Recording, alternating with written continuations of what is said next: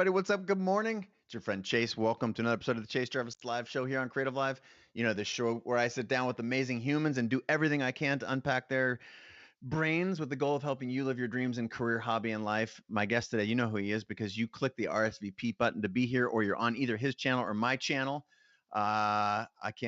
It's been too long, my man. Jordan, welcome back to the show. It's been way too long. There you are, looking good in purple with come on, man. Nice to see your happy face again. Welcome to the show. Likewise. You know, it's funny. I used to have a background like everyone else where I was like, let me get some books up there. And then I had a MacBook. But then I thought, what would Chase Jarvis do? He wouldn't have some sloppy ass background with like a staircase and some chairs and like some gym stuff on the floor. I'm going to put a nice background up, especially when I do his show. And then I come here and I'm like, thanks for even trying, Chase. Thanks for throwing this together. This is what makes this a good episode. We're 20 seconds in. I'm with Larry King of podcasting, former Wall Street lawyer turned talk show host, social dynamic expert, which is how I originally met you. That's right. And obviously you built a really cool brand and an amazing podcast. So I want to, for those of you who don't know Jordan's work, he is a multifaceted entrepreneur. I've had the good fortune to be on his show when I launched my book, Creative Calling. But man, we've worked hard to get here. I'm very, very excited to have you on the show, regardless of my background. And I'm not going to judge purple. I'm just going to just leave it out there.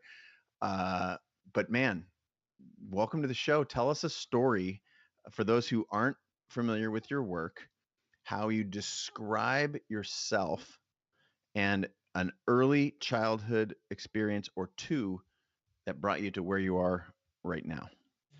So right now I focus on interviewing amazing people, kind of like what you're doing right now.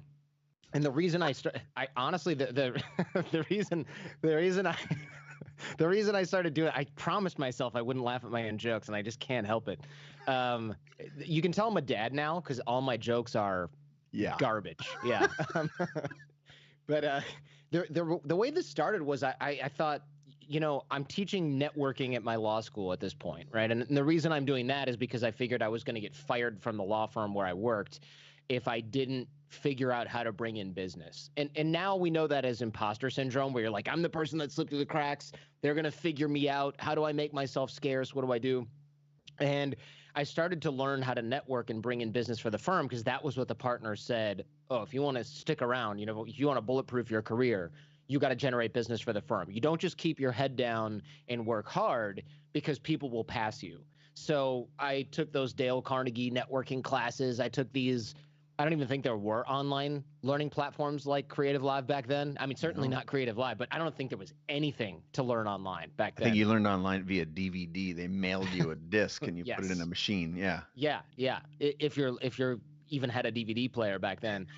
And that started to become me teaching networking at bars. And then it was like, well, all the people that want to learn networking from the law school, all the guys were like, I don't need this. Networking is for old people. And all the women were like, we need this because the law, especially corporate law, it's a boys' club. We need to stick together. We need to figure this out. And that's what got me teaching. That's what got me learning social dynamics. That's what got me interviewing people as well, because I knew I couldn't provide all the content myself because, I mean, who can? Who has that much? Yep. And then I thought, I really like this. It's kind of like being a radio talk show host, which I wanted to do when I was a kid, except now I can do it in this new thing called podcasting. This is 2006. And I'm really enjoying this. Too bad I went to law school instead of broadcasting school. But now it all makes sense, right? Because back then, you had to be put on the radio. You had to be put on a platform. You had to get a creative job by, I don't know, folding tripods or whatever for 5 years. Now you can put yourself on. And that's kind of like, I know that's a lot of what you teach at Creative Live. It's like, hey, you don't have to be somebody who is blessed by who's the Anna Wintour or whatever to like take photos of people and put them up online or in magazines or edit them or learn these skills. Like you can learn this stuff yourself. You can put yourself on, you build your platform, and then suddenly one day you wake up and Chase Jarvis is talking to you and you go, I have made it, apparently. Like there's people interested in what I'm doing. Who knew? I didn't know this could be my thing, and here it is. Well, that you have made it for yourself from law to here. I think what I want to excavate just a little bit is why lawyer in the first place? And was it actually, did you believe in your heart that lawyering was the right thing to do? And then when you landed, did you find it? Or did you know all along you were scared to disappoint mom and dad and, career counsel and friend and have a lower quote social status because you didn't want to be a lawyer, doctor, whatever, etc. And because the reason I ask this question, you know it because we've talked before, but right now there are thousands of people listening and or watching who are asking themselves the same question. And you decided not to trade this one precious life to do what everybody else wanted, but I know it wasn't easy because you started out as a Wall Street lawyer. So Yeah. help me understand this. It is a good thing to excavate, and also I'm stealing the word excavate because that's a great word for digging down into something. The reason I went to law school was, and I put like, there's like no way to sugarcoat this. The only reason I went was because after graduating from the University of Michigan with a degree in like speaking multiple languages, by that point at age 24 or whatever it was when I graduated, I was like, hey, I worked for the Department of State. I worked at the embassy in Panama. I speak English and Spanish and Serbo-Croatian and German. Like, I am highly qualified. And I had no clue how to get a job, no effing clue. And my girlfriend was like, hey, why don't you try and get like a holdover job at some place nearby in Ann Arbor? And so I started applying to places, and I was like, let me just apply to places like, Best Buy. And I'm applying to Best Buy, and I'm going through like round 2 of interviews. They're like, we're thinking about hiring you. You're competing with a few people for this position. And I was like, great. I want to build computers. I can do customer service. They were like, yeah, no, everyone starts off in music. You're going to be selling CDs. And I go, but my friend's little brother, he's 17. He's a sophomore in high school. He works in music. And they're like, yeah, he's going to mentor you for the first few months or a year in that position, and then you can move up. And I was like, what are you talking about? He's 17. He just got his driver's license, like, what are you talking about? I'm going to be mentored by this kid. And part of it was ego because I was older and I had but the rest of it was fucking debt, man. Yeah. Like, I have $68,000 to pay back. I can't make $7.25 an hour, like, this isn't going to work. And then I thought, okay, I don't know how to get a regular job. I don't even know where to start. No one taught us that in school. Hopefully they're teaching that now. I doubt it. And then a bunch of people said, why don't you just apply to graduate schools? And then, of course, like your aunt who's a gym teacher is like, well, you like to argue, so you should just be a lawyer, that's not based in reality. But I thought, okay, fine. I'll give that a shot.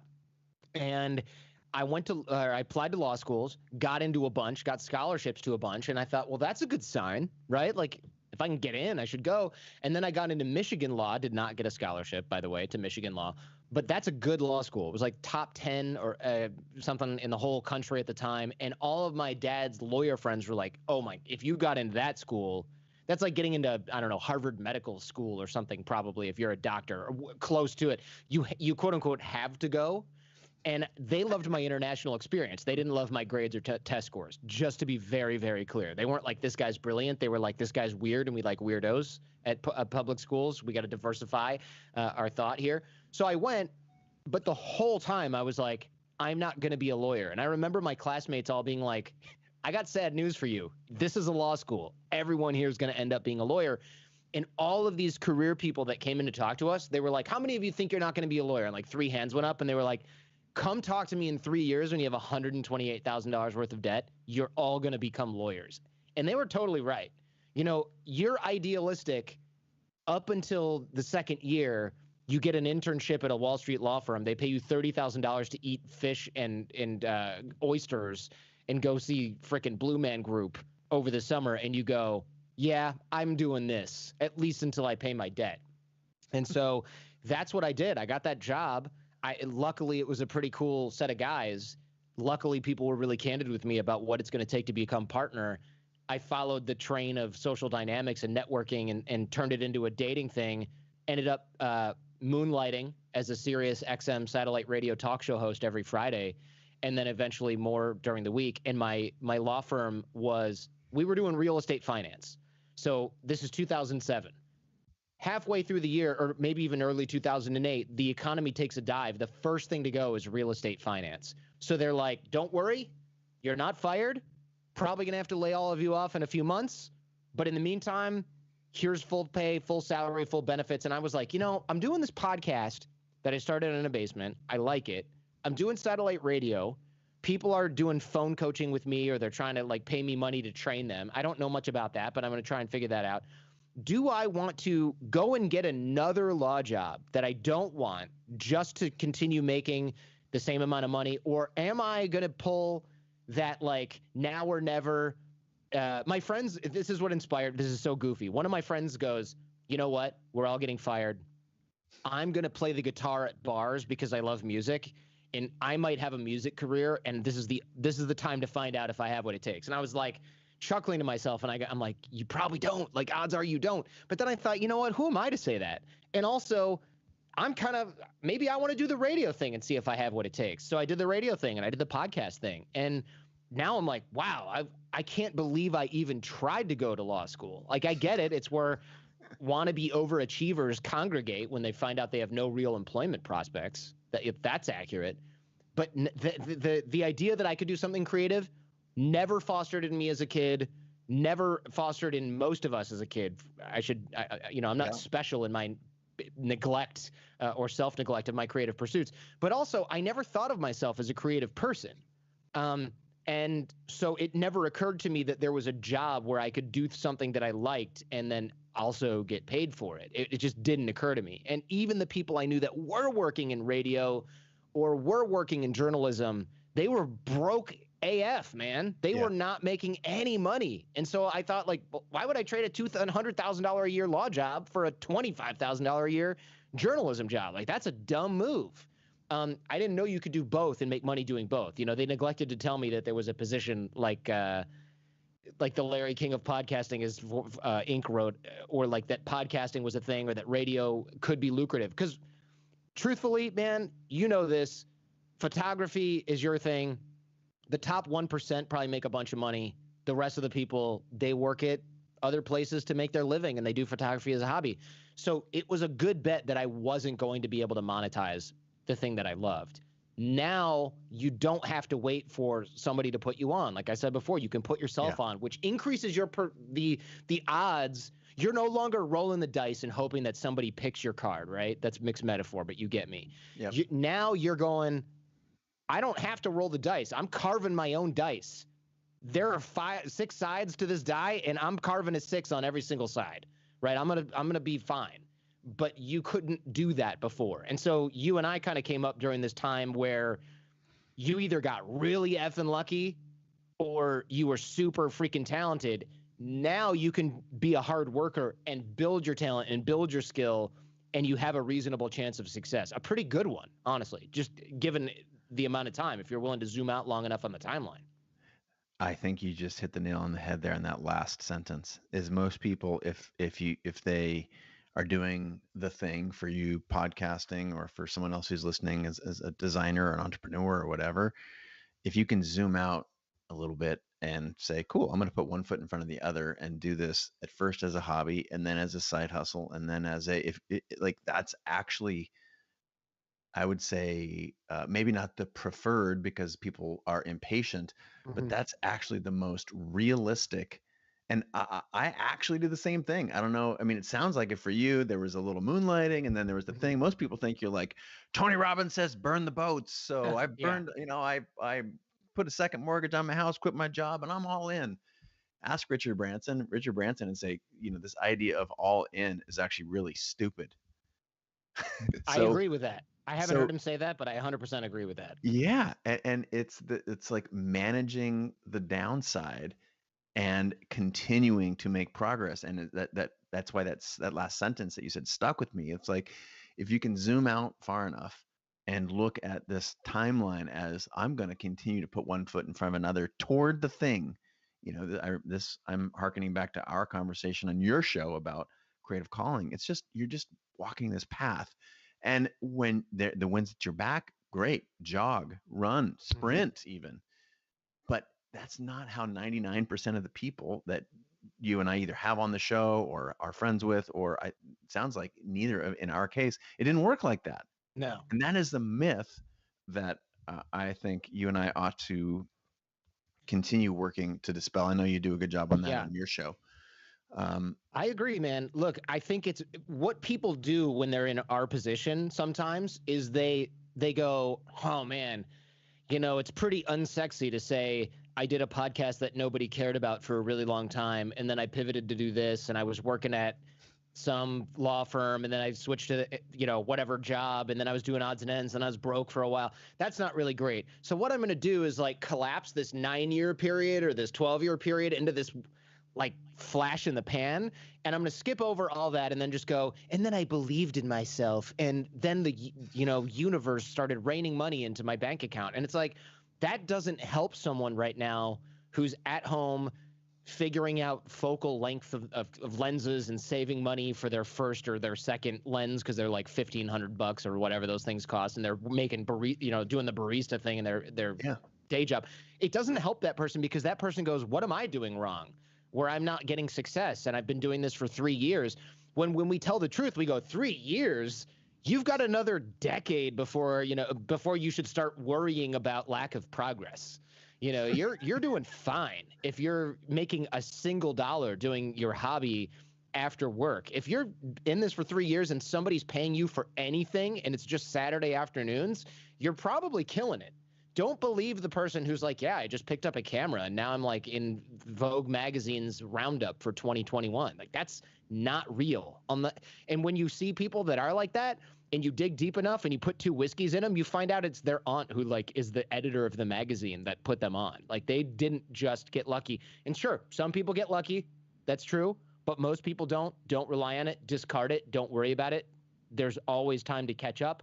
A lot of times people who get lucky early, they peter out because they don't have often enough the work ethic to keep it going.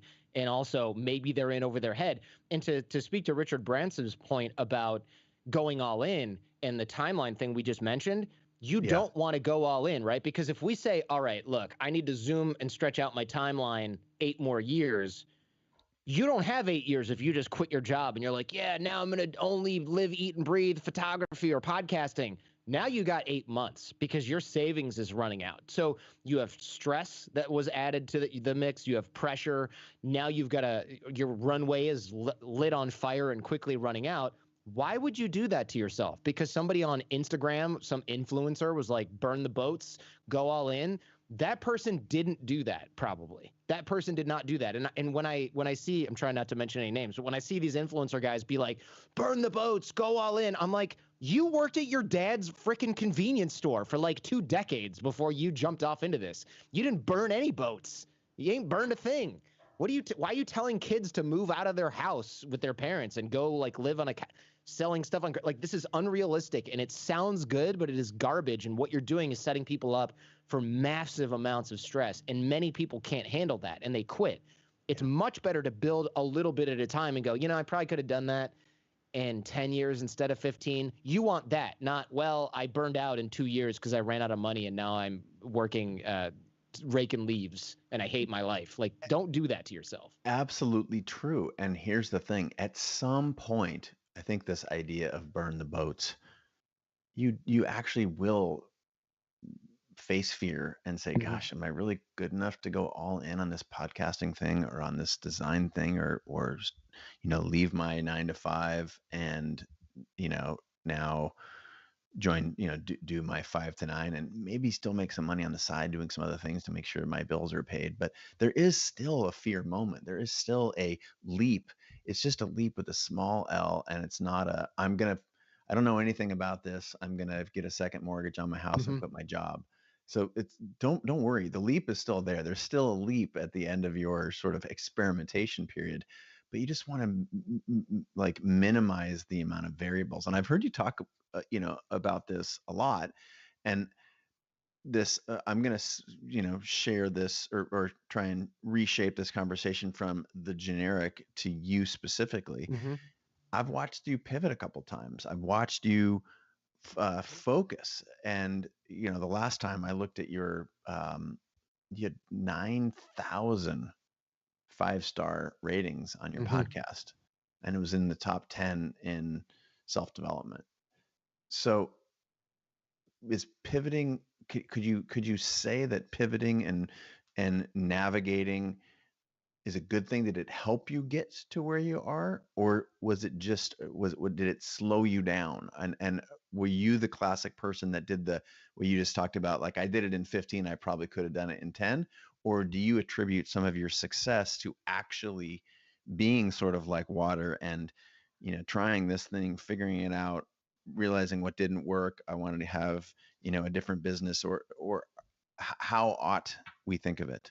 Yeah, that's a good question because I just thought about this recently as well. I go, it's really tempting to go, man, if I hadn't spent all this time building a coaching company and talking about dating and relationships, which is what I did for like the first 11 years of podcasting, man, if I hadn't spent that time, I probably would be so much further ahead where the Jordan Harbinger Show would be so much further ahead. And then I go, well, wait a minute.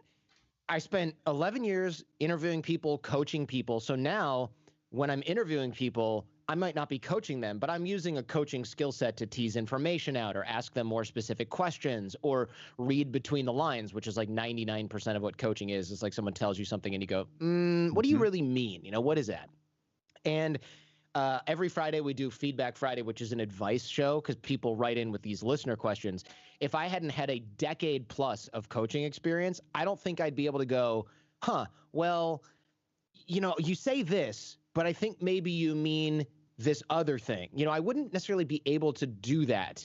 And that has been a great skill set, a great addition to the skill. And the most popular episodes we have, I might have somebody on who's like a famous television star or a movie star or a famous entrepreneur. That episode gets as many downloads or slightly less as every single week's run-of-the-mill me giving advice about somebody escaping a cult or trying to do negotiate their salary. Those are the most popular episodes, which tells you, all right, people like the interviews on the Jordan Harbinger Show, but what they really like is for me to go into someone's letter and be like, you said this, but I think you kind of mean that, and also you really should be thinking about this other thing. I would never be able to do that if I hadn't spent 11 years coaching. And so it's very tempting to look up and go, man, I've been editing video for a decade, but I'm really passionate about photography. And I finally jump into photography. And I just, I wish I'd done this the whole time. I wasted all this time editing video. But then if you talk to that person, they go, oh, well, I'm really good already with lighting because I've been editing video. And, I'm really good already with, I don't know what you call this in photography, but like camera lens angles and all that, because I've been editing video for so long. And, I'm pretty good at getting the right angle on a person or like getting the right emotional feel for photo because I've been editing video and I've seen those frames, which are essentially photos, and I know like which ones look the best. So you have a hard time convincing me that you wasted 10 years editing video when you know intuitively and you have a great grasp on the software needed for making changes in frames and things like that. That is hardly wasted time. Now, could you have gotten that where that you needed to be in 5 years and then jumped into photography? Maybe. And it's tempting to say you could have, but you don't really know that, right? Like, yeah, maybe I could have pivoted into different interviews on the Jordan Harbinger Show earlier than 11 years in, but really, could I have, or would they have been kind of like mediocre crap for a while instead of what they are, which is ideally pretty good? Like you just don't know. When you look backwards, you can't really see the terrain very well because you're already like maybe on the top of the mountain. So everything looks like a straight line and you go, how did it take me so damn long to get there? But when you're on the ground, you realize there's a lot of hills, there's a lot of valleys, there's the shorter peaks, that you thought you were on before. And the terrain is not flat. It just looks flat when you're up really high. And that's a problem because you see other people talking about their journey and they go, yeah, this terrain, it's flat. I don't know what your problem is. Why is it taking so long? Go all in, burn the ships, et cetera, et cetera. Or, you don't really need this experience, or you're wasting your time doing this other thing.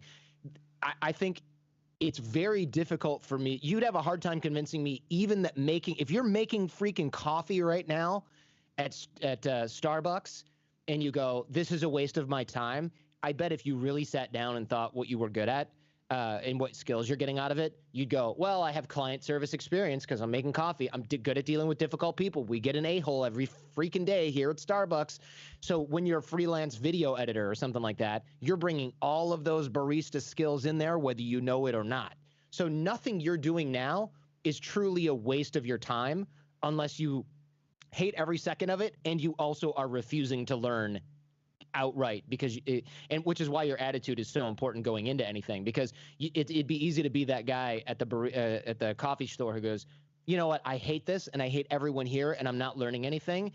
That is not really the right way to look at any experience that you're doing, because it'd be so easy to do that with every single job, and it's just not the case. That, my friends, is a masterclass in how to think about this transition that you're in right now. Right now, you're jogging down the path, or you're sitting on the park bench, or in your car commuting, and you think it's different. It is exactly what Jordan just said. And the phrase that I use is no effort is ever wasted. I think you said that like 5 times. And this belief that you somehow are discarding a part of you, whatever the hard part is that you're in right now, even if it's not doing the thing, but you're preparing to do the thing, even if it's thinking about having the conversation with your wife, your spouse, your partner about leaving, those cycles are actually part of the process. And everyone wants to short circuit the process. And if you were listening for the last 5 minutes on Jordan's rant there, that defines what success looks like for you. You are on that path right this minute. Now, you said a couple things in there. Speaking of excavating, I want to excavate just a little further, because you casually mentioned 11 years in. Yeah. So, uh, just to be clear, what it takes to get 9,000 5-star reviews on your podcast and to, host radio shows and have your own podcast with legendary guests. And I want to get into a couple specific guests in a second here, because you've had a couple of doozies. 11 years. How long did it take you? You're 11 years in before you started having fun doing that. So that's a good question, because I'm a professional. The current Jordan Harbinger show that has 9,300, to be very specific, reviews as of this morning. Not that I check every single day, at least twice. That show, that's 3 years old. The show I had before that had, I don't know, 14,000 or something like that, and it was over 11 years. I started having fun podcasting on day 1 through day, I don't know, 1,000, and then I had less fun for several years because I was like, oh, I've got to do this way and I'm unhappy. Look where I am in relation to other people. I should be doing this. I should be doing that. And I ruined my hobby by making it a job and then taking a negative attitude towards it. And instead of celebrating where I was, looking at how far behind I was. Now, that's good for lighting a fire under your butt and making sure that you move faster. But you really, and I didn't realize this at the time, you really do need to balance comparing yourself to others for motivation with comparing yourself to others because you're just self-flagellating and beating yourself up constantly and whipping yourself every day and going, I'm never going to be as good as Charlie Rose, who's like 60 at the time that I probably started podcasting, right? Or 55 and has been doing it for 35 years. You make all these unfair comparisons and things like that. And then 11 years in, when I started the Jordan Harbinger Show, so the current iteration of the podcast, I had been having fun since year 7. And I remember it because my 7-year anniversary of doing the previous show, I had this guest on, Robert Greene, who's an author who wrote 48 Laws of Power. And a lot of people probably know who he is. And I was like, I can't mess this up. This is Robert freaking Greene. And I got all new equipment and I worked to learn the equipment, and then I read his whole book, and then I read his other book, and these things are like 600 freaking pages long. It's Robert Greene. He doesn't write 200 pagers, So I'm taking notes. They are dense books too. They're dense. You can't mess with these. These are not like, oh, here's a really long story. It's like, no. This is like 600 pages, and half of it, the end is footnotes, and that's 200 more pages. So I read these books, took a bunch of notes, did the interview, and at the end, I said, thank you so much. This was really good. And he goes, why did this take so long? We've been talking by email for like 5 years. And I said, I didn't want to mess it up. You're a really good author. I didn't want to waste your time. And he said, I've done a lot of media, and this is one of the best interviews that I've ever done. This is 7 years into me doing the show. So that told me, well, if Robert Greene says that it was good, then I'm probably pretty good at this. And I remember sitting there and going, I have to do everything different. And I told my girlfriend at the time, now wife, Her name's Jen. I go, Jen, Robert Greene said this is one of the better interviews that he's done. She goes, well, what did you do different? I go, well, I read all the books and I took all the notes. And she goes, you probably should start doing that for every episode of your show. And I went, I can't read the book for every author that comes on the show. I can't prep like that. And she goes, okay, I mean, I guess it's just a choice on which shows you want to do that for and which shows you don't. And then I remember sitting down and going, I have a choice whether I want to do this really, really well every single time and work really hard, or just do crappy ones and then do some good ones. I can't keep lying to myself and telling me that I can go 15%, 20% effort and get 100% results. And she goes, yeah, I mean, you used to brag about how you don't need to read the book because you can wing it and everybody's like down with that. And I go, yep, I'm faking it. And even if not everybody knows, if I'm the only person that knows, I'm not like respecting the craft, to put it in kind of an overly poetic way. If I really want to fulfill my potential as an interviewer, journalist, whatever you want to call it, I actually have to put the work in. Surprise, surprise. Like, that's how that works. So I started from that point on. I was like, I have to read every book from every person that comes on the show. I have to do like 10 hours of prep for every guest on the Jordan Harbinger Show. And if I'm 2-3 hours in and I go, this is boring, shoot me, I have to cancel that interview because I'm not going to do a good show. And this is what true professionals do. They probably throw out 1,000 photographs. They say, this was a crap session and the lighting sucked, and you delete 45 hours worth of work and planning and airfare and hotel and model fees or whatever and location fees.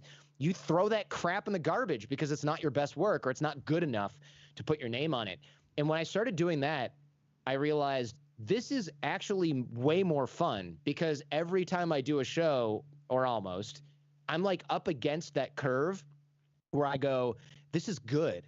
And I did something better this time. And I got a really good interview out of Chase Jarvis. And he liked it because he was smiling and laughing. And like the producer in the sound booth, who's not a guy that just works for me, came out and was like, wow, that was good. I like this Chase Jarvis guy. And then wants to talk about the content. Like, that's how you know you did a good job.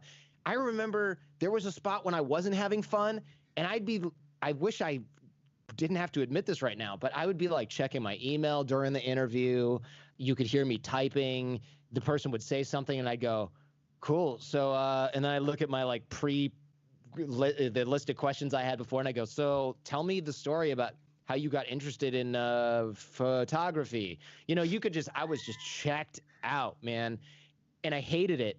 And the reason isn't because I didn't like podcasting or interviewing. It's because I wasn't challenging myself, and I wasn't in that like red line zone where you're in like the top 10% of your own ability. Forget everyone else's ability. Totally. You want to be in that like top 10%, top 5% of your own ability. So if you do a photo shoot and everything sucks, but you're like, lighting, man, I crushed the lighting. It was so good. Look at that lighting. Too bad the model sucks and my shots were off and the angles are weird and I used the wrong lens. But like the lighting, you can take that victory and you can be like, I'm getting better at this. And then you delete everything because it's not that good. But like you know you're getting better at it. That crap is fun. Like, that's fun, right? Yeah. Not having a celebrity on, that's a treat. But the fun is getting better at the craft. Like, not getting a famous person to stand next to you for an hour. Like, that's a treat. That's it. You should just rewind that last section if you're watching right now or listening on your walk, because again, the two absolute missiles just hit you right in the temple as you're walking down your little path right now or in your commute. The fewer truths have been spoken in that amount of time in the last, 8 minutes. And I want to review. Fun. You had fun at the beginning because you were doing the thing that no one thought you could do, or you weren't sure, and you felt like you were kind of getting away with it. You were getting better. You were engaged. And then you flatlined because you realized that you were good enough to keep playing, but you weren't actually challenging yourself. There's a flatline period where you're checking your email during interviews, not preparing, bragging that you don't have to prepare. You get called out by your then girlfriend, now wife, Jen. And isn't it amazing to have people in your world that can call you on your shit? Yeah. And like, how much do you owe Jen for your current level of happiness and success and fulfillment? Because she's like, I don't know, I just doesn't sound like what we said the other day. And you're saying one thing and doing another, and then you double down and you are comparing yourself to what you are capable of, and you know what you are capable of inside your head and heart more than others do. And now you're having fun again.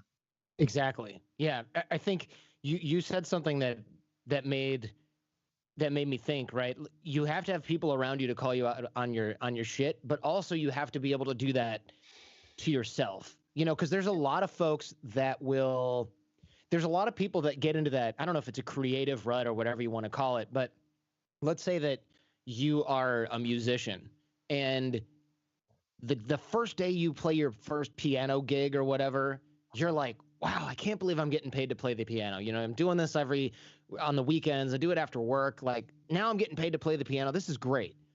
And then as you become, let's say you become a professional pianist and you're playing in a jazz bar, there's going to be a certain time where you go, I don't want to go to the bar. It smells in there and I'm tired. But you go there and you play the piano, but you're not really, you might have a smile on your face because you have to, but you're kind of just like, let that tip jar fill up and get me the F out of here. That's fine to have a day like that. But when you start doing that all the time, that's bad for you. It's bad for your creativity. It's bad for your mental health. You're stuck.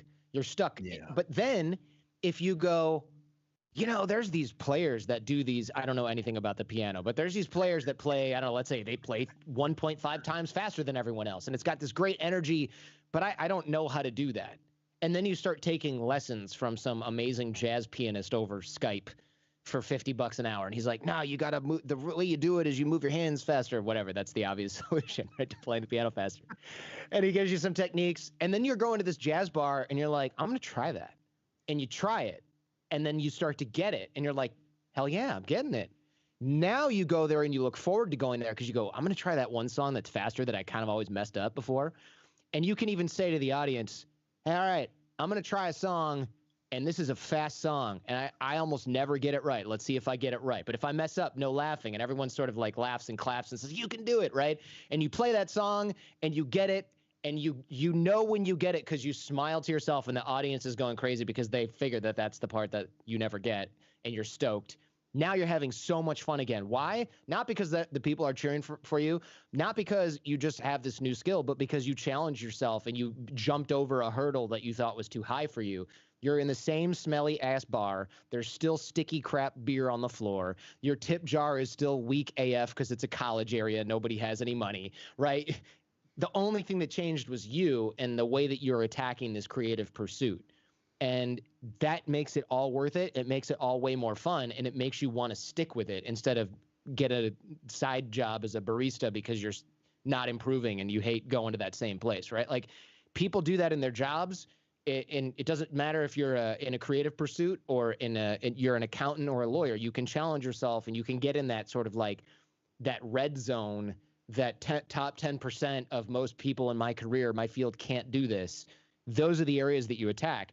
And if you do that 2 or 3 times, you're skill stacking, right? You might never be in the top 1% piano, photography, podcasting. You might never get there. But what if you're in the top 10% of each of those? Not many people are in the top 10% in 2, 3 different areas. They're not. So that now you're on to now you're one of the only people in the world that has qualifications in those 3 areas. If you can combine those, now you can make that top 1% money. See, that is just so much wisdom there. And I've forgotten, I'm like so attentive to your storytelling right now that we are live. And if you've just been scrolling by in your social feed, you stopped listening. I'm Chase Jarvis here with Jordan Harbinger discussing his career and specifically the most recent 10 years, let's call it 7 years with the Jordan Harbinger Show. And thank you for being so truthful. Like this is, we got people tuning in from all over the world. We got a bunch of different countries. And some questions are starting to stack up. And for the first moment that I've really scrolled through them, there are a couple of really good ones. And I want to take a second and acknowledge the people who are tuning in live from around the world. Sanchari Sen from YouTube Live has a question I want to open with, and that is, how do you keep going when it seems no one around you is paying attention to your work, even when you're putting yourself out there? How do you stop feeling that you're pathetic at your craft because of that? There's you probably want to hit this too, but there's a big difference between being good at something and being good at marketing something. There are a lot of people that are really good at social media and showing that they have fun stuff on YouTube. Let's just use YouTube because this is such an easy, like low hanging fruit. Some of the most popular YouTubers, they jump on tables full of food. They blow things up with Diet Coke and Altoids or Mentos or whatever. They jump out of closets Right now, and scare someone's trying to people. do it with Altoids and it's not working. Yeah, they're like, this is not, Jordan's a liar. I bought a lot of Altoids. I want my money back. Um, there's a lot. Actually, Altoids might work. I bet they do. Yeah, they probably do. I don't know. But like, there's people doing that. Are those people super skilled, innovative creators? I mean, the first people to do that maybe were, but the rest of them are clones and they're playing the Google algorithm. Those people are getting paid, probably. They're doing okay. They don't have a quote unquote real job because they're making that sweet Diet Coke Mentos money on YouTube.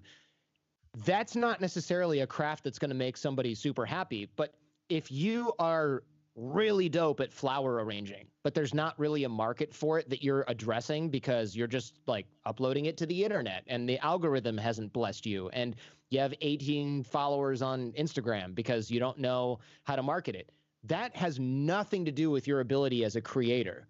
So decouple the marketing ability from your craft or creative ability. Now, you may have to learn how to market. You may have to learn how to get more experience getting your work out there.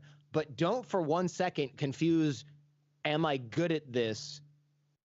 When you're asking yourself, am I good at this? Don't look to the amount of clicks you have to decide that, because this is Google's algorithm, YouTube's algorithm saying who is popular, right? It like there are dogs that have more followers on Instagram than I will ever have on any platform, on all my platforms combined. Paris Hilton's dogs. Are they great at anything? Debatably not really. But there's an addressable market there. Now, it would be pretty damn depressing if I decided that I had to be more popular than whoever the algorithm favored that day in order to value my own work. So you should be leveling up where you are in your craft all the time, and you should be dipping your toes in and working on the marketing stuff, but don't for 1 second confuse those two and think that they're the same thing. Because people who do that, they're depressed AF when they don't have the following they want because they think they're not good at something. And then when they are popular, they think that they're good at something, but they're not doing shit. They're putting Mentos in freaking Diet Coke bottles. There is no skill to that after a while, right? That's it. You're deluding yourself in both at both points on that spectrum, right? When you're bad at it and when you're good at it. You're lying to yourself on both of those points. Where do you want to be, right? You don't want to be anywhere on that spectrum. You want to have two separate grading scales, one for the craft and one for the marketing. And it's okay to be not good at both, frankly, as long as you're improving. Yeah, I think that last thing is important, as long as you're improving. And like this idea, success is alchemy, right? It's two parts this, one Yeah. part leg of newt, eye of hawk, you know, in a weird, there's timing, I mean, here we are, online learning is having its day in the sun. I've been digging this ditch for 10 years. Yeah. You know, Yeah. there are external forces, but making your own dice, to the point that you made earlier, stacking the deck in your favor. There's all kinds of metaphors that I think we could reach back to. But this idea of always getting better, of comparing yourself to what you're capable of, hopefully that was a fantastic answer to Sanchari Sen's question. Another question, because we're live in there, as soon as you go to the audience, then a lot more questions come in. So I'm Can I gonna ask questions. All right. Travis Johnson on Facebook asks, how are you telling people that, for example, you didn't want to air their podcast interview if you noticed that it wasn't a high enough quality? And I'm going to expand the footprint of that question for a little bit. How much of your success has been, or could you attribute to having tough conversations, either with other people or I'm going to include with yourself? Oh yeah. First of all, having tough conversations with yourself. That was like the example that I gave when I talked to Jen in year 7. I'm on year 14 now. So 7 years ago, I said, "Can I continue to not really read the books and still do good?" And she's like, "You can do okay." And I was like, "Do I want to just do okay?" That was a tough conversation because it was like I have to rearrange my whole life so that I read more. And at the time, I was not a reader. Now I'm a reader, but back then I was like, "Oh, this is brutal." I had to come up with different habits. I had to rearrange my time. Um, those difficult conversations are, I hate to sound cheesy, but that's like where you squeeze the real juice out of your craft and out of life, right? You might be using a bunch of stuff and let's say, to bring a photography example in, right? Let's say you're really awesome with like a point and shoot disposable camera, and that's how you got started because you're in the 90s and that's all you could afford. And you're using these film cameras, and then your grandfather gives you his old, I don't know, Pentax or whatever, and you're using that and you're like, "I'm so good at this." And then people go, "Hey, DSLRs are the future, and you got to get better with these lenses, and you got to know how to edit." And you go, "I don't really want to learn that. That's going to take a ton of time." But then you got to sit down and go, "Am I really going to be really good at this unless I learn all that stuff?" And then you sign up for CreativeLive immediately because that's where all the learning knowledge is for all the software and all these different things. And you realize that you are getting better because you had that tough conversation with yourself. Having tough conversations with others, that does happen. Um, Ideally, it happens a little bit less. Always take the blame. Let's say you are doing a podcast with somebody and you record the conversation and it's horrible. You don't say, "Listen, Chase, you just didn't do well. That was not good. You're just not fun, man. I'm sorry." Like, you don't do that. You say, "Chase, I was not prepared adequately for this, and I'm ashamed, but I really don't want to air it because it's not going to make either of us look good. I would be honored to do this again at another time. I will prepare better, but I don't want to waste your time rescheduling right now. I want to come back in a year when I've had a chance to really revamp everything." And they might be like, "You just wasted a bunch of my time. I don't ever want to talk to you again," and that's fair. That's why I always advise when people start something like this, I go, "Don't go for the Richard Branson episode number 5, right? I don't want to say pay your dues, but you got to put skills in." When people go, "Oh, I have a great network of guests I can get for the podcast," I go, "Don't call any of them yet. Do Because like you're not 30. good. You're not good. Do like 30 shows with your friends and your family and people that don't even care and are never going to check if the episode comes out. And you can delete like 20 of those 30. And then you have your first 10 and it looks like you maybe kind of know what you're doing." That's what you should be doing. Those are the hard conversations. And also it's tough to do that because you go, "Wait, you're saying put in 30 hours of recording with 5 hours of prep, 3 hours of prep for each one, and then just delete them?" Yes, that's what I'm saying. That's exactly what I'm saying. It's kind of like going to the gym before and working out before you get in a boxing ring. It's generally a pretty good idea. You're welcome to go into the ring and get punched twice and get knocked out and have to go to the hospital, but it's probably better if you know a little bit about what you're doing beforehand. So true. We're getting people sharing not just where they're from, but some great stories about throwing. This is images by images by Gretchen from YouTube Live. She said, "I've thrown out 30,000 photographs since March 2020." Oh, wow. Imagine how many you got to take to throw 30,000 of them away. Right. And that's because she was forced during COVID to take the time to actually look and do the work, to edit her own work. This concept of self-truth seems like, and I've read a bunch of, speaking of prep, I've read a bunch of interviews, and it seems like there's this theme of freedom. I'm going to quote a line from the Forbes conversation. "What can you do to avoid some of these things early in your career, Harbinger? Create freedom for yourself." So whether that's the ability to have hard conversations with yourself or others, this notion of doing the thing that you were supposed to be doing, working on that craft, how important is this? Is this important for you, Jordan? This concept of freedom, or are you advocating that what anyone is doing when they're pursuing something that they are good at and passionate about, and having tough, honest conversations with themselves and others around them, is freedom your main vector in life, or is this a common theme for everyone who's trying to pursue their dreams? That's a good question. It's tough, right? Because when I think about that, when I buy time with phrases like "that's a good question," um, I mean that for me, I started off as unemployable. I don't know how many other people out there can identify with this, right? But you go, wait, I'm gonna have to have a boss that tells me what to do. Okay, that's an immature outlook. Of course, I need people to tell me what to do. But the whole imposter syndrome of working on Wall Street, I'm going to get fired, this isn't working for me. That layer of stress was hanging over me. So I started by thinking, what can I do where I control my own sort of destiny here so that I don't get kicked off the boat, kicked off the island before I figured out what to do. And then as you get better and more evolved in your craft and your career and your business, you start to want freedom because you go, well, wait a second. Why am I on lockstep pay with all these other people doing the same thing, except I'm working harder, I'm doing more, I've got more skill, I'm generating business for the firm, I should be getting more. So I always sort of march to the beat of my own drummer. And I think a lot of creative people are like that. Again, I never thought of myself as creative, but I would imagine that somebody who is watching Creative Live courses and watching Chase Jarvis live here right now on YouTube or Facebook or wherever, those are people that are not necessarily thinking, no, I want to work in an organization with a rigid hierarchy that always delivers the exact same results for everyone because that's the easiest path. Like these are people who have chosen difficult paths because they want to do something that they love, generally speaking. And that becomes freedom because whether you succeed or you fail, that is of your own making a lot of the time. I mean, things can happen to you and to your business, to be fair, but you have the choice whether to get back up and do it again or try all over again.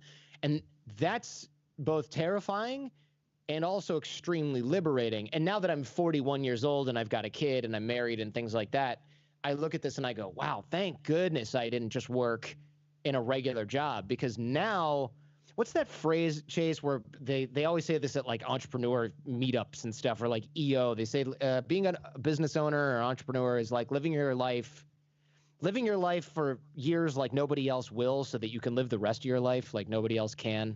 Does that make sense? Am I getting that right? Something along those lines, right? Yeah, you just pulled that out of nowhere. Wow. Yeah. You basically punish yourself for a long time because you kind of, you're on to something.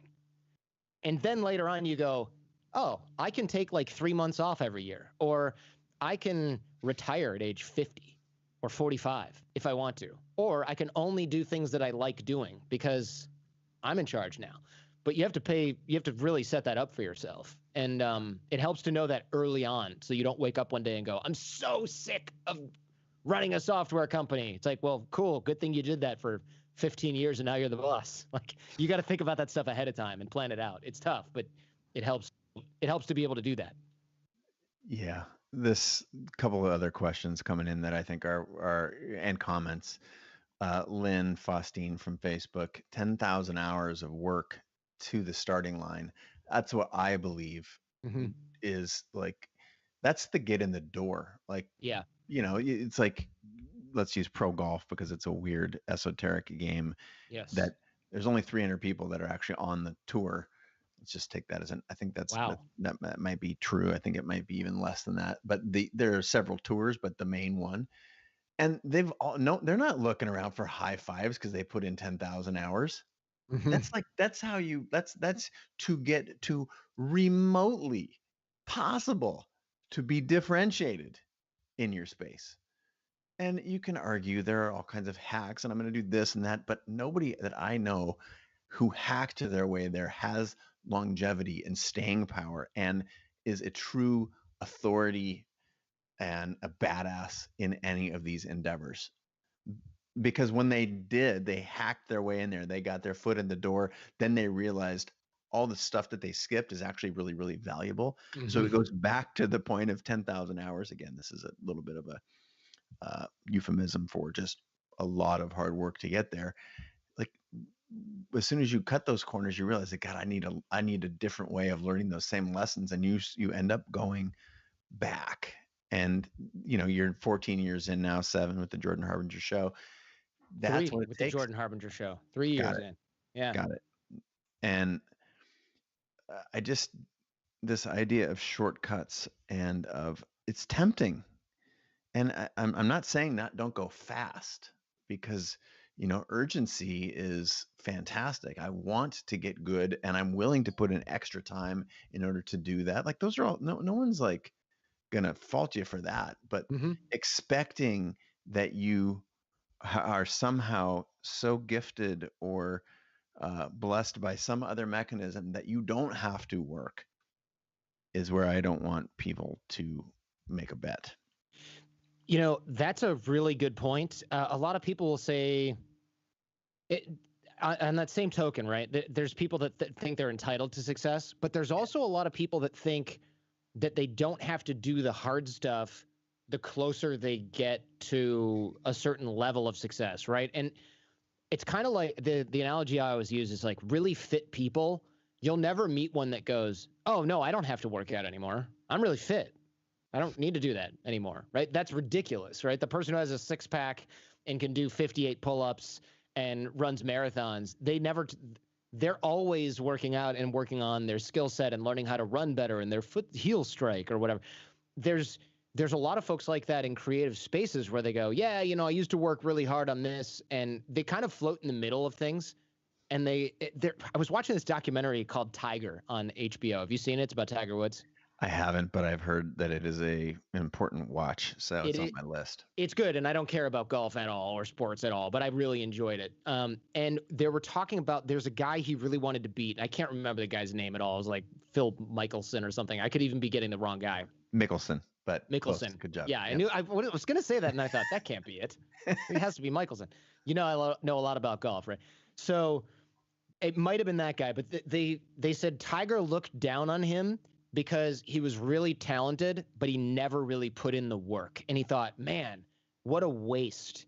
This guy could have been so much better than he was, but he was merely talented and really didn't put in the work. And this is like a world champion golfer who probably makes like $40 million a year playing golf, and he's not.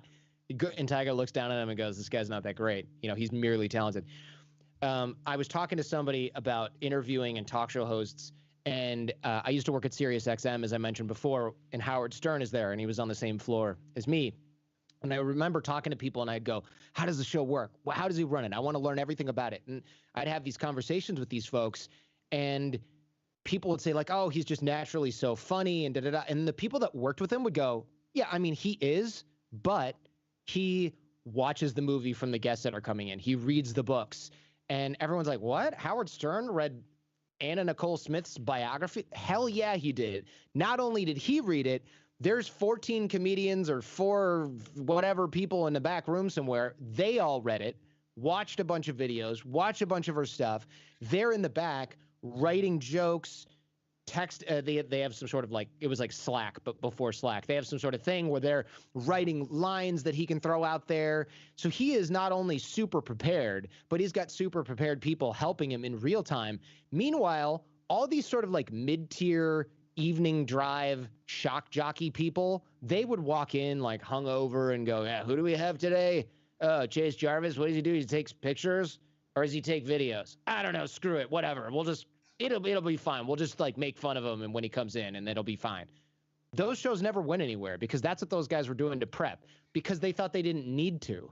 Meanwhile, Howard Stern, with his like $100 million a year contract, is like, everybody get off your ass and read this book by tomorrow. I already did. Well, also, here's 3 movies you have to watch by tomorrow. That's a demanding job. So when you're new, you prepare a bunch, right? You work your ass off, and then in the middle, you slack. And then if you ever get to the top, it's because you went, shoot, I got to do all that stuff that I wasn't doing before, right? Tiger Woods was at the driving range all the time. He reworked his swing like a decade or whatever into his career. Why would you start reworking your swing when you're already the best in the world? Because he knew there was another level, and he had to unlearn everything and start over to get to that level that nobody else was at. You have to do that with every craft. So brilliant. So true. The people that I have, that I'm close with that are world's top performers, constant reanalysis, re-engaging their strengths and weaknesses, truth tellers about their own work, about what they see in the world. And that's just not the casual, that takes a serious stomach. That is not a stomach for someone who does not want to be the best. And if you're looking to emulate some of the characteristics and the attributes of the people who are world-class performers, that is a recommended great place to start, is like never being willing. And that's the cool thing. Go back to that. If you can play the long view, like it's not about how do I have the best podcast in 2 weeks, or how do I get my startup out the door and get funding in 2 months or anythings. It's about like, what can I do that I want to do for a long time because it brings me so much joy, the process, and how can I always be improving even when I do find that combination of success and fulfillment. I think that is, I would underscore that, having experienced that same sort of these different growth plateaus personally and as a characteristic of people who are the world's best performers that I've had on the show. Couple good other comments and questions coming in. I'm going to go back to Sanchari for a second. Said thanks for taking his question. And I wish that sometimes the top creators could share works from their first 5 years of the journey. And my response is most of that stuff is out there if you can look far enough. So my question to you, Jordan, is what were the early examples of your work that are still out there in the internet that you would steer people toward in order to demonstrate how far you've come, and that you're a living example of lifelong learning? There are that are still out there. It's hard to say because a lot of the stuff up until 3 years ago with the Jordan Harbinger Show has been removed. I occasionally re-air old stuff, and what's great about that is people will say, "Oh, it sounded a little bit like the other person had a microphone problem, or you had a microphone problem," and I go, "No, the truth is." I recorded that using like my MacBook keyboard microphone in an echoey room, and my producer had to clamp down on the compression so much that it didn't sound like we were in a bathtub. So now it sounds like we're underwater instead. And like bad audio quality, bad microphones, or using studio microphones in a non-studio environment and things like that. And it's there's a lot of that stuff out there. And I now I'm like, you know what? I'll just say in the beginning, this is an old episode. You don't have to remaster it so perfectly. People will understand. I definitely want to go back into my those hard drives that I have from a million years ago and find like episode 1, because I remember listening to it a few years ago, and I think it started off as, "Hey, what's going on, guys? This is our new show, and we're gonna be like talking about a lot of different topics." I mean, it was horrible, right? And it was like, we don't really know what the next episode's gonna be yet, but please join us. And I don't know what I was thinking, but that we were having fun. That was the energy level I was at apparently when I was having fun. Um, like the stuff you see now from the best people in the world at whatever they do, like that's a highly curated kind of thing. You might take 50 selfies to put up a good one that has, and then you're editing it in Photoshop. That's where the self-comparison thing comes into play. So there are some older episodes out there. I definitely want to post some of the old ones just for fun, but I think it's almost like the wrong question in a way, because it seems like what he wants to do, Centauri wants to do, is go, "Oh, look, they weren't always that good," but that's not even relevant, right? Because you're just gonna compare where you are and go, "Oh, okay, at least I'm as good or better than that," but that's not even a relevant sort of comparison. Right? Yeah. It's just not. It won't do anything for you, but it'll make you laugh in a moment. It'll make you feel better for a minute, but it won't really do anything for you. Another comment that's worth sharing here, if you don't mind, this idea of maintaining relationships. Now, you are a relationship expert. I don't know how you would talk about the emphasis you had on your early career in coaching and whatnot. This question is specifically from Eric DeWald. How do you maintain relationships, a network? Is it different or similar to your close social circles?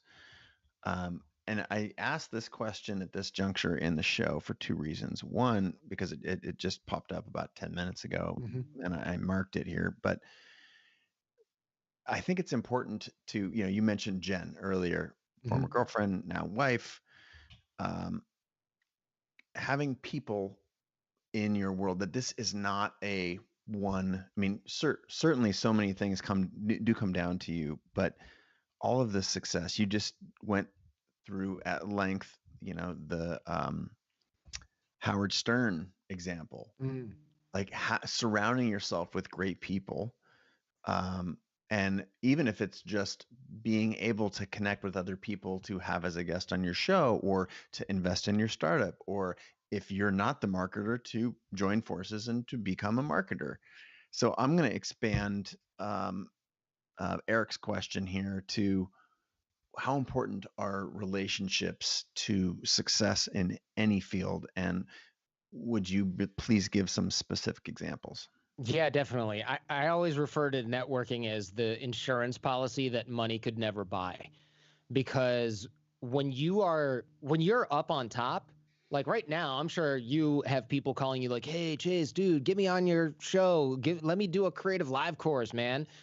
Where were you before I had CreativeLive and I wanted to use your loft? Like, you were busy, bro. There's a lot of that. You got to dig the well before you get thirsty I think that's a book title by this guy. I want to say like Harvey McKinney, some sort of self-helpy type dude from the 90s. Dig the well before you get thirsty. And I say that a lot because you can't really make relationships when you need them. It's very difficult to do that. When somebody reaches out to you after 8 years and you haven't talked to them, and you went to college with them or something like that, if they pop up, you're like, is it going to be Herbalife or Scientology? Like, what are you trying to sell me? What are you trying to get me into? I don't know. I'm a little bit suspicious. What's going on here? But if you reach out to somebody and they're suspicious of you and you say, hey, I've just done a bad job of keeping my network and my relationships, and you were always a really smart dude, and I kind of want to keep that going, and I kind of want to get back in touch, I might still be suspicious, but I'll talk to you for a second. And then you pop back up in 3 months, 6 months, check in again, tell me what's going on with you. I tell you a little bit about what's going on with me. All right, I'm less suspicious. Then, a year later, you pop back in. Hey, I noticed you did this show. I listened to this, and here's what I'm doing, and it's kind of interesting. Here's a picture of my kid. Cool. I'm not suspicious anymore. Then, we do that for a while. And then in 2 years, you come back and you go, hey, so the last 6 months I've been doing this graphic design thing, and I was wondering if you knew anybody that needed graphic design work. Now I'm not like, aha, you've been buttering me up for 18 months to ask me for a favor. That's ridiculous. Now I'm going to go, oh, yeah, let me see what your portfolio looks like. And let me see if anybody asks me for this type of stuff, and I'm happy to refer you. If you do that at scale, you're generating trust, you're re-engaging your relationship. So the drills and exercises that I recommend people do, I have a free course on this, and I'll give away it's free, so the whole thing is giving away. But it's just special for everyone who's watching the show today. Special right. Free thing that he gives to everybody else. No, I would love for you to. What is this thing you're talking about? So it's called 6-minute networking because 5-minute networking was already taken, and and it only takes like 4 minutes a day. But 4-minute networking, who's gonna believe that? So if you go to jordanharbinger.com/course, it's there. It's free. You don't have to put in credit card info or any of that crap. It's not like tricky free. It's just free. And one of the drills in there is you I call it layoff lifelines, because it's like, all right, imagine your business blows up or implodes, not doing well. You get laid off tomorrow. Who are the 15 people that you're going to call? Your buddy from high school who runs a company, your friend's dad who was a successful entrepreneur, your neighbor who used to be this really successful restaurant owner that you haven't talked to because you moved. Make a list of those people. You lost a relationship with them. You haven't kept in touch. They're your weak and dormant ties, right? Or at least your dormant ties in your network. Reach out to them before you need something, because they're going to go, Herbalife or Scientology, right? But then you're just kicking the rust off. You're creating that relationship again. You're literally admitting, hey, I moved and I never really reached back out to you. That was a mistake. I hope you're still running that successful restaurant. I'd love an update. Here's what I'm doing. Here's a picture of my kid. I don't really want anything other than to rekindle this because you're a super smart person, and I want more people like that in my orbit.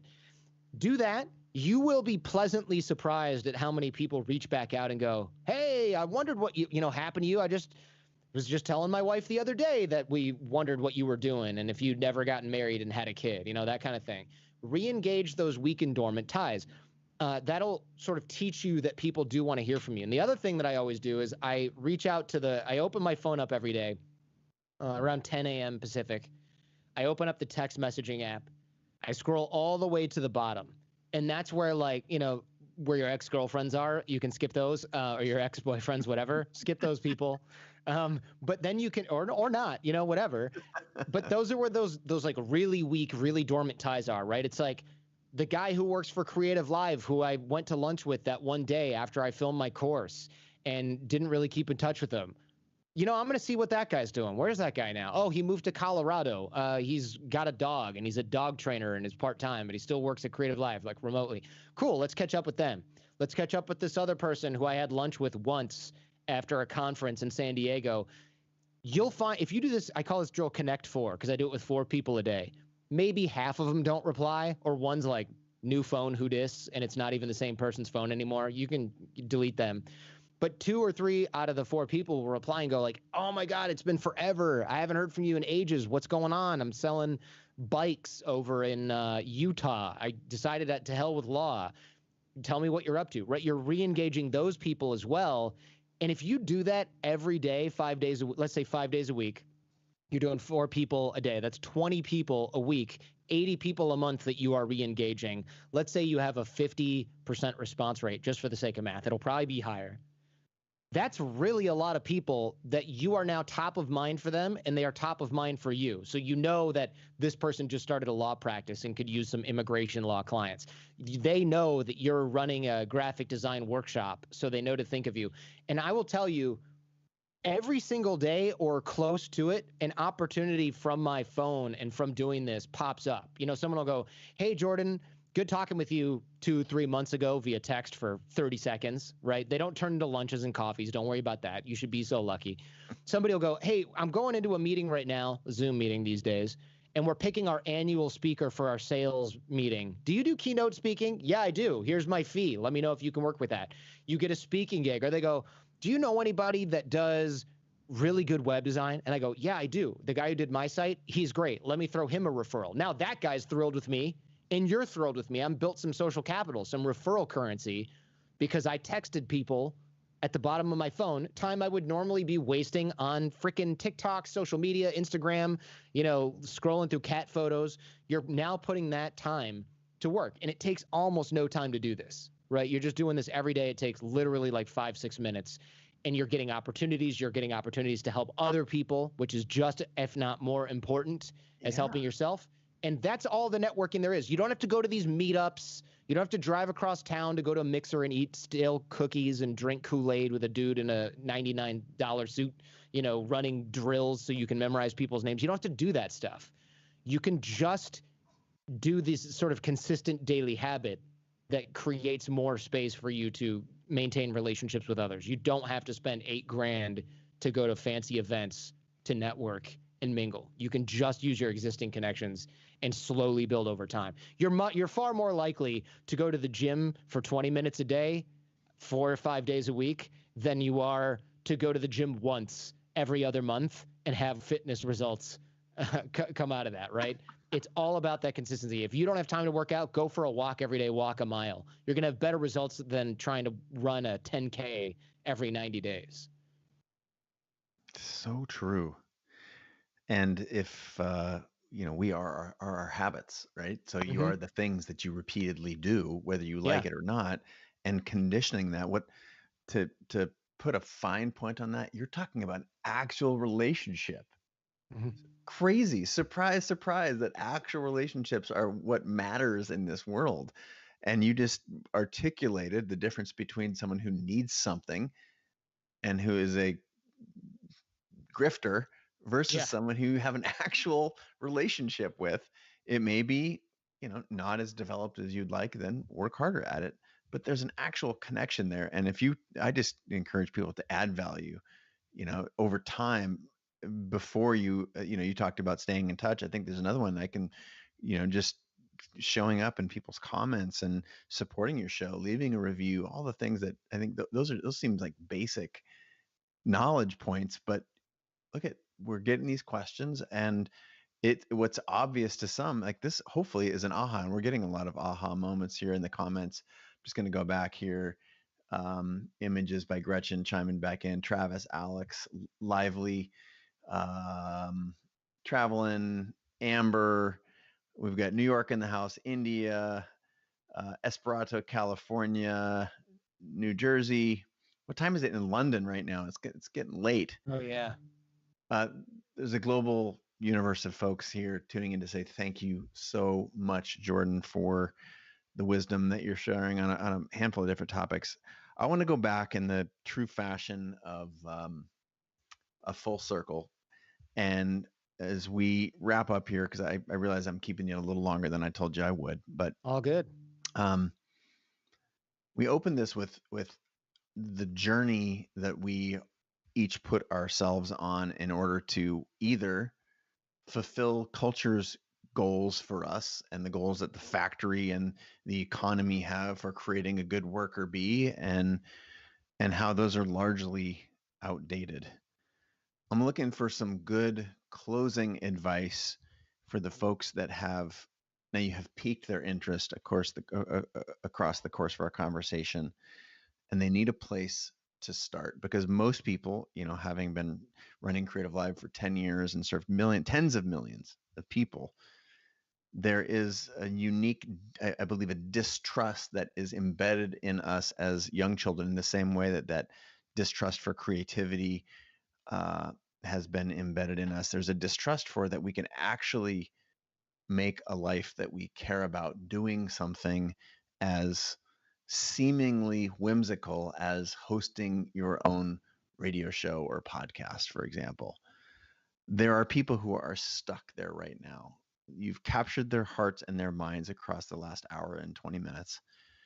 What's the advice that you're going to send them off with? Because if we got more people to do the things that they were supposed to be doing in the world, it would be a better place. But you need to get them started. I'm going to ask you right now, would you please help them get started? What would you say? Ooh, it's tough to think about where everyone should start at the same time. That's fair. That's a good. But I will say that the best ideas and the best, whether it's marketing or creativity, has always come from, well, there's this, you ever see Glenn Ross? It's like a movie about sales guys, and it's like, always be closing, ABC. You know that guy? Of course. It's a famous scene. That's right. Yeah, it's Alec Baldwin Coffee talking about, is for closers. right.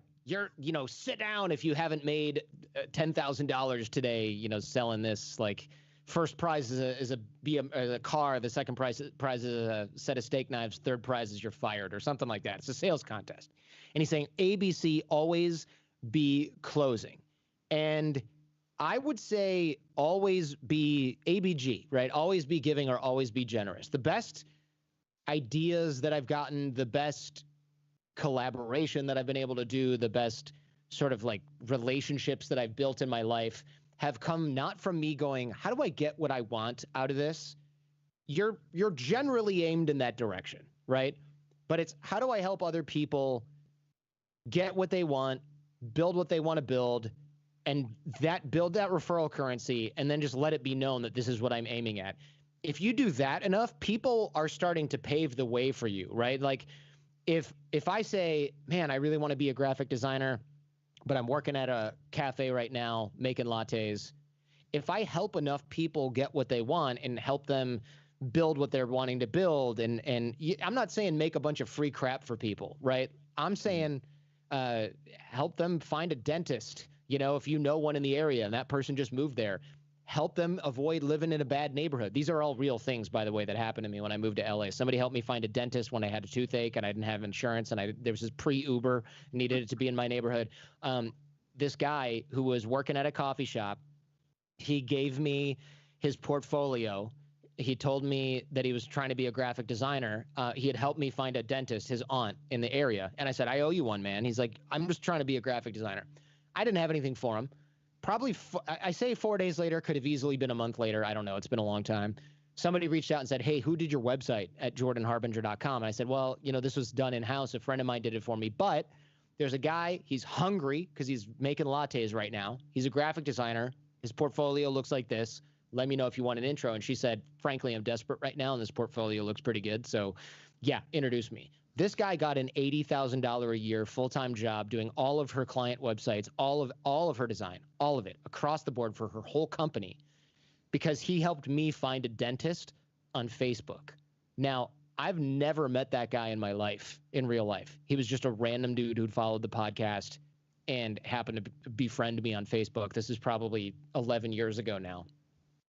So imagine if he had been looking only for what's in it for him. He would go, well, this guy's not going to hire me, so what do I give a crap about helping him find a dentist? That's not what I'm after. I'm trying to get a job here. And if I were just Googling dentists, I never would have posted and said, hey, somebody help me with this. Does anybody know a good dentist in this area? This was me not knowing what was over the horizon. And I always say, ABG, always be giving, always help others, always be generous, whatever you want to say. But you don't know what opportunities are over the horizon. You can't know who's going to be able to help you and who you're going to be able to help to generate referral currency. So you should stop trying to figure out what's in it for you and just be as generous as you can afford to be with as many people as you can afford to be generous with. Because those opportunities that are over the horizon, you by definition, you don't know where they are or that they are out there.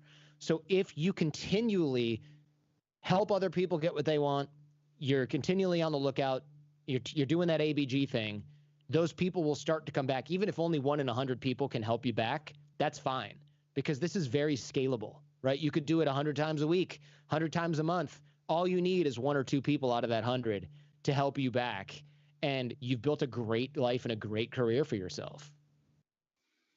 Man, you look young, but you are wise. I drink a lot of antioxidant shakes, keep the skin smooth. It has been such a treat to have you on the show, man. There's a handful of things I wanted to cover and didn't get to, so that just means there's going to be another episode around the corner featuring Jordan Harbinger. Jordan, thank you so much for being on the show. Let's steer people. You've dropped a couple of several wisdom bombs, but a couple of places that people can be in contact with your work. Obviously, I'm steering everyone to the show. And if the show has had an impact on you, Jordan's show, that is, leave another review, because he looks at them every day and he will see your name next to the review twice a day. He said that already. No, but where is there some other guideposts that you would point us towards to stay connected to your work? Yeah, look, the Jordan Harbinger Show is the podcast, of course. I'm at Jordan Harbinger on Twitter, on Instagram. I answer my DMs on on those platforms, every platform I check. And also, look, I'm Jordan at jordanharbinger.com. I think one of the things that I like to say sets me apart is I really do engage with everyone. I don't necessarily have time to give your podcast a listen or consult for free or whatever. I want to be clear, but I will always talk with everyone, because I don't know, I don't want to get too philosophical, but if you're creating art or anything that resembles art, you're kind of only as good as the people that want to consume that. So I always cringe when people who create things are too good to talk to the people that consume them. I'm kind of like, what are you doing? Who are you creating for, man? Your mom? And yes, yourself, but like other people matter. So I'm always available for people to reach out. Test me. Test him. Well, if you want to be great, take it from someone who's great at their craft. Congratulations on the show. Thank you. Again, 10,000 reviews on your second or third endeavor that you're in. It's a great treat to have you on the show, and you've made some more fans, and people are clapping and raising the roof and tapping on their keys. Nice. And Steve and Leonard and Alex and Sandra and Jessica, and shouts out from around the world. Thanks so much for being on the show. And again, I bid everyone who's watching, and you as well, my dear friend Jordan, I bid you all adieu.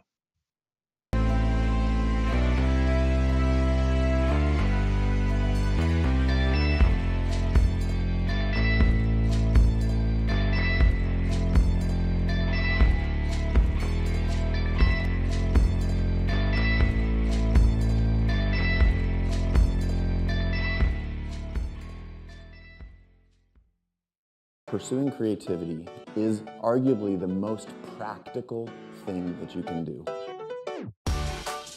We humans are adaptation champions. That's what makes us human, our ability to imagine. The hard part is to look inside and say, what are my